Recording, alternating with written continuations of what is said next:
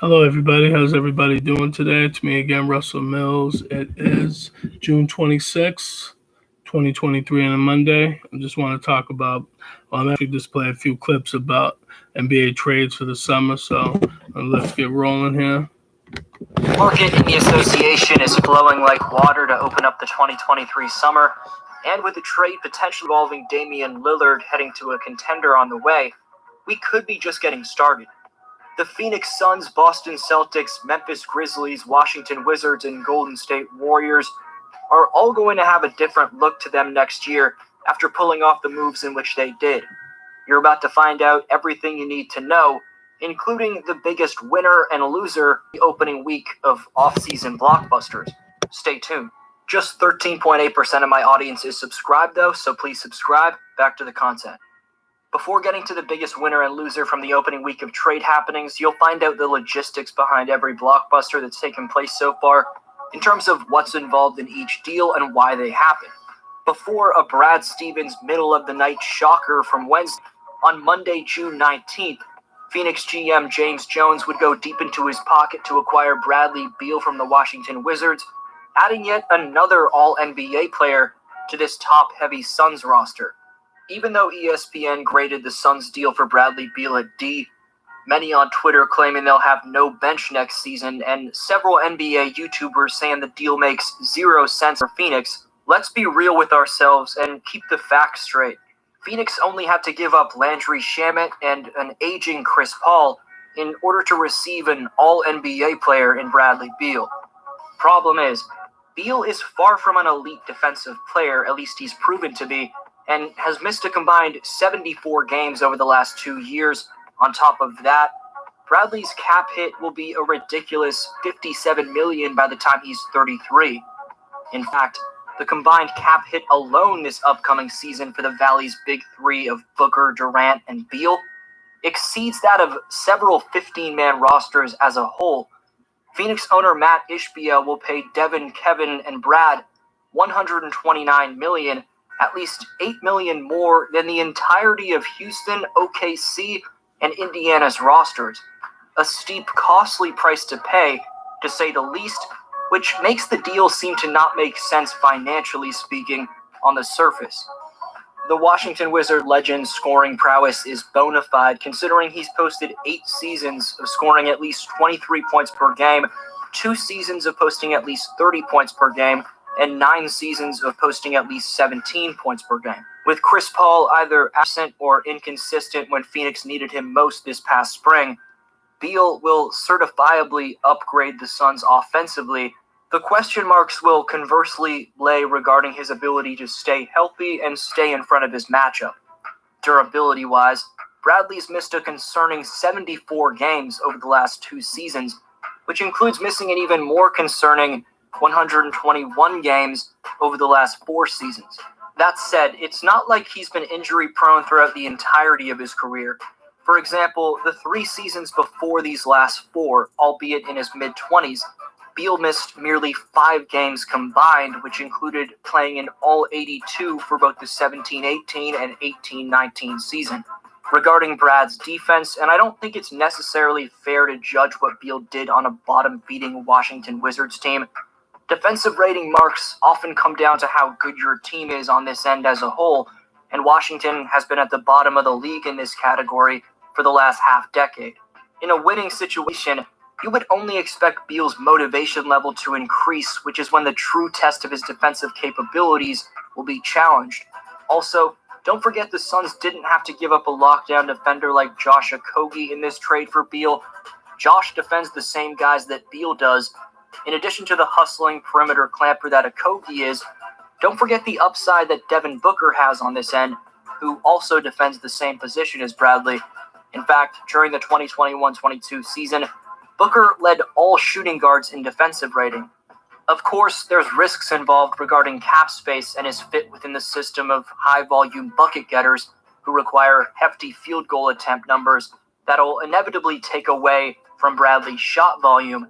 However, given the fact that in addition to all the star power this Phoenix team has to offer, they didn't have to give up TJ Warren, Terrence Ross, Cameron Payne, or Torrey Craig, Beal's days of carrying to no avail seem to be complete, a welcome sight for the 11-year veteran without a doubt.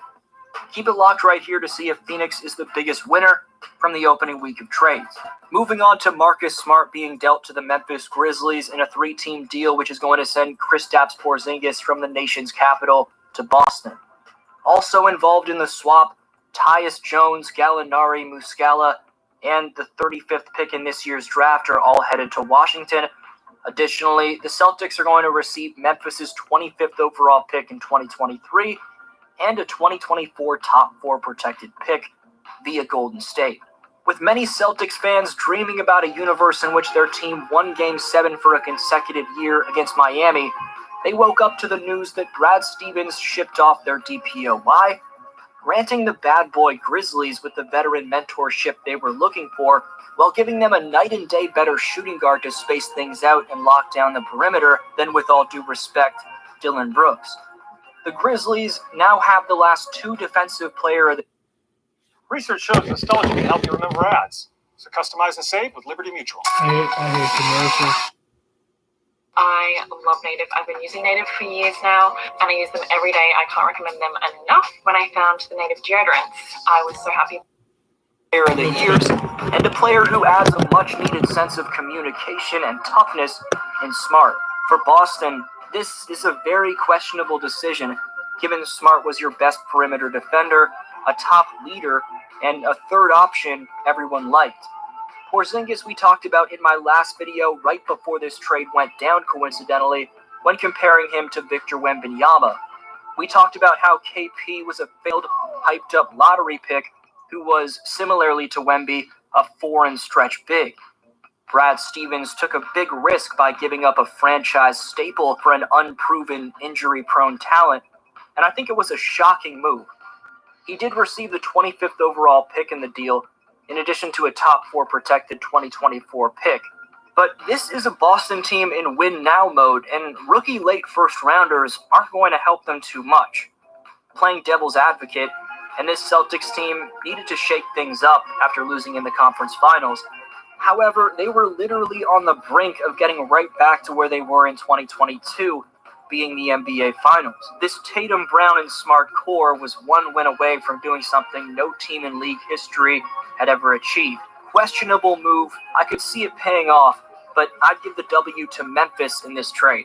Then there was the most recent shocking trade, which consisted of the Warriors unloading Jordan Poole's 4-year, $128 million contract to the Wizards in exchange for Chris Paul.